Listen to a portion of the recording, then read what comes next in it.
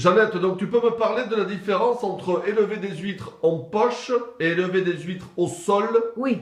Alors d'abord, il faut que je dise que j'ai vécu depuis l'âge de 4 ans dans l'ostréiculture de montagne, comme diraient les vieux, de montagne.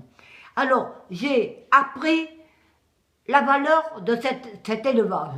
Et j'ai réussi. Et j'ai pu élever 5 enfants et leur donner un beau cadeau en se mariant pour démarrer dans la vie, parce que j'ai appris de bonheur et j'apprécie le travail que j'ai fait. Et la preuve en est, j'ai réussi.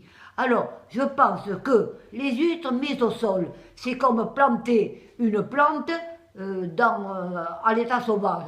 Elle va pousser. Et si on la met dans de petits pots, elle va végéter. Alors pour moi, les poches, c'est faire végéter les huîtres. Et les mettre au sol, comme la nature nous a appris, comme la nature fait des huîtres sauvages, elles poussent bien au sol parce qu'elles s'abritent des tempêtes, du froid, de la grosse chaleur au sol. Mais suspendues dans les poches, elles supportent 2 fois à chaque marée, la nuit, le jour, quand il fait froid, quand il fait chaud, elles sont secouées par les tempêtes, les coups de vent, simplement les coups de vent, et elles sont continuellement attaquées pour souffrir.